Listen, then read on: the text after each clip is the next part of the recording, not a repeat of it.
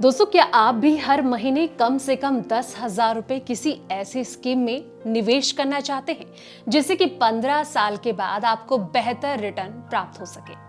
क्या आपको भी इस बात का कंफ्यूजन है कि पीएफ और एसआईपी में से कौन से विकल्प में आपको निवेश करने पर ज्यादा रिटर्न मिलेगा? तो चलिए इसके कैलकुलेशन से जानते हैं कि किस में आपको ज्यादा लाभ मिल सकता है, कौन सी स्कीम आपके लिए बेहतर है। तो चलिए समझते हैं। नमस्कार, मैं हूं संध्या बिष्ट और आप देख रहे हैं ईटी हिंदी।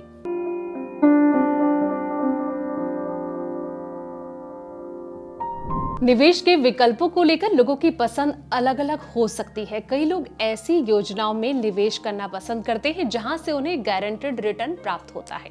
इसके अलावा कुछ लोग ऐसे भी होते हैं जो मार्केट के रिस्क को जानते हुए भी निवेश करते हैं और बेहतर रिटर्न की उम्मीद करते हैं। ऐसे कई लोग हैं जो ये देखते रहते हैं।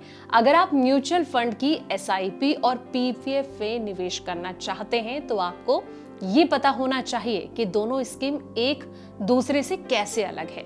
इसको भी हम समझेंगे। तो अब ये समझते हैं कि पीपीएफ और एसआईपी दोनों में क्या अंतर है, क्या डिफरेंस है दोनों में। पीपीएफ एक सरकारी स्कीम है जिसमें कि निवेश करने पर गारंटेड रिटर्न आपको मिलता है। बात करें एसआईपी की तो यह म्यूचुअल फंड की स्कीम होती है जिसमें मिलने वाला रिटर्न बाजार के उतार चढ़ाव पर निर्भर करता है।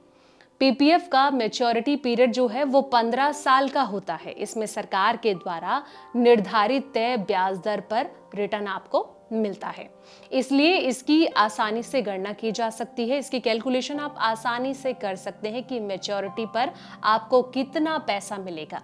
हालांकि अभी इसमें 7.1% की दर से ब्याज दिया जा रहा है। बात करते हैं अब एसआईपी की। तो एसआईपी के रिटर्न की बात की जाए तो पिछले कुछ सालों में निवेश के इस विकल्प में निवेशकों को जबरदस्त रिटर्न प्राप्त हुआ है। फिर भी इसमें रिटर्न की गारंटी नहीं होती है क्योंकि मार्केट का जो उतार चढ़ाव होता है उसके अनुसार ही आपका जो रिटर्न है वो कम या ज्यादा हो सकता है। एसआईपी का एक फायदा ये भी है कि एसआईपी को आप कभी भी बंद कर सकते हैं। ये ऑप्शन आपके पास मौजूद होता है। इसको बंद कर सकते हैं, चालू कर सकते हैं। हालांकि मार्केट के विशेषज्ञों का ये कहना है कि लॉन्ग टर्म में एसआईपी में पैसा लगाना आपके लिए फायदेमंद साबित हो सकता है अगर आप लॉन्ग टर्म के हिसाब से सोच रहे हैं तो। पीपीएफ की कैलकुलेशन को आसानी से समझते हैं। ऐसे समझा जा सकता है कि आप हर महीने 10,000 पीपीएफ में निवेश कर रहे हैं तो एक साल में आपका जो निवेश है वो 1,20,000 रुपए और 15 सालों में निवेश की जो राशि है वो 18 लाख रुपए होगी।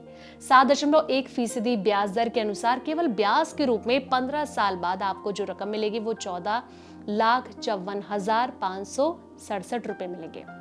यानी मैच्योरिटी पर आपको 32,54,567 रुपए मिलेंगे। आप जानते हैं एसआईपी के बारे में। निवेश का यह विकल्प बाजार जोखिमों से जुड़ा होता है, लेकिन विशेषज्ञों का कहना है कि इसमें औसतन 12% सालाना की दर से आपको ब्याज मिल सकता है। म्यूचुअल फंड की कई स्कीमों पर रिटर्न इससे ज्यादा भी मिलते हैं।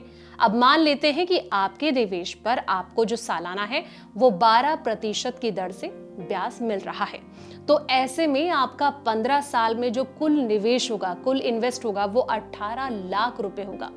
वैसे तो ये दोनों ही बेहतर हैं, लेकिन अगर आप इन्वेस्ट का मन बना रहे हैं तो अपने नजदीकी सलाहकार से परामर्श आप जरूर ले सकते हैं ताकि आपको आने वाले वक्त में इससे फायदा मिल सके।